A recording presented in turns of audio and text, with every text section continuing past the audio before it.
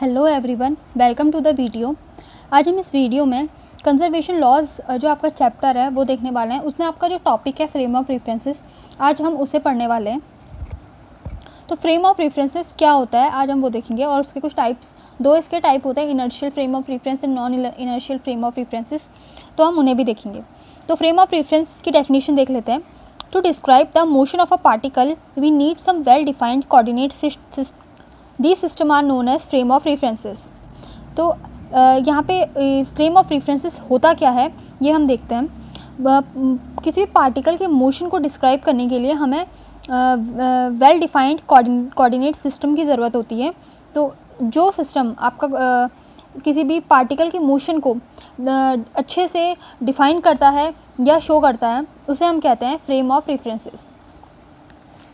तो यहाँ पे इसकी एग्जांपल देखते हैं। Earth, sun, train, car, etcetera, ये सब फ्रेम ऑफ रेफरेंस के अंदर आते हैं। Frame of reference earth, sun, train, car, etcetera, इस तरह के आपके कोऑर्डिनेट सिस्टम हो सकते हैं। आगे हम देखते हैं इनका टाइप्स देख लेते हैं कोऑर्डिनेट फ्रेम ऑफ रेफरेंसेस के। They are two type of frame of references. First है आपका inertial frame of reference and second होता है नॉन इनर्शियल, जिसे हम आगे इस वीडियो में पढ़ेंगे। तो पहला है इनर्शियल फ्रेम ऑफ रेफरेंसेस।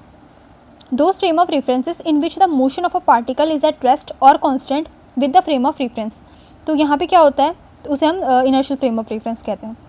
तो ऐसे frame of references जिसमें पार्टिकल का जो मोशन है वो रेस्ट पे होता है या कांस्टेंट होता है with the respect of frame of references, as ये बोल सकते हैं, या फिर हम इस तरीके से भी बोल सकते हैं the frame of references in which Newton's first law and second law holds true. तो ऐसे फ्रेम ऑफ रेफरेंसेस जहाँ पे न्यूटन का फर्स्ट एंड सेकंड लॉ दोनों ही एप्लीकेबल होता है, उसे हम कहते हैं इनर्शियल फ्रेम ऑफ रेफरेंसेस। तो आई होप आपको इतना क्लियर हो गया होगा। इसके आगे हम देखते हैं।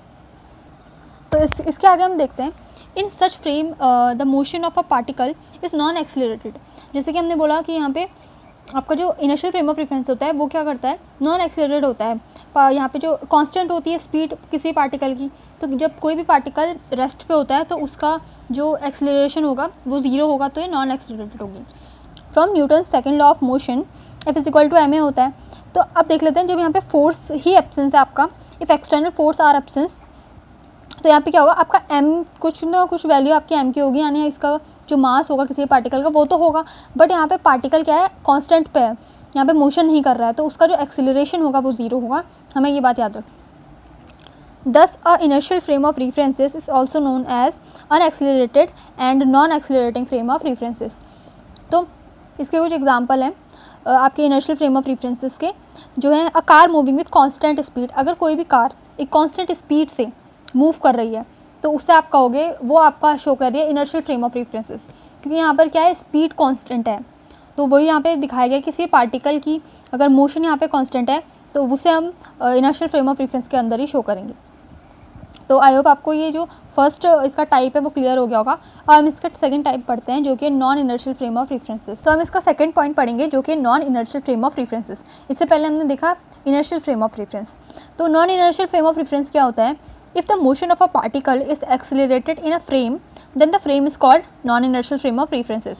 तो उसमें हमने देखा था जो आपका पार्टिकल है वो पार्टिकल का जो मोशन है वो रेस्ट पे होता है, इसलिए आपका यहाँ वहाँ पे जो स्पीड भी है वो कांस्टेंट है। बट यहाँ पे क्या होगा कि कोई भी जो पार्टिकल है वो एक्सेलरेशन में है, एक्सेलरेशन का मतलब है कि वो मोशन में है, तो उसे हम कहेंगे non inertial frame of reference. हम इस तरीके से भी बोल सकते हैं कि frame in which Newton's law does not valid are called non inertial frame. ऐसे फ्रेम ऑफ रेफरेंसेस जहाँ पे न्यूटन्स का आपके लॉ फर्स्ट एंड सेकंड वो वैलिड नहीं होते हैं, उन्हें हम कहते हैं non inertial frame of references. तो इसका जब हम एग्जांपल देखते हैं, इसके हमने पहले में देखा था a car moving with constant speed.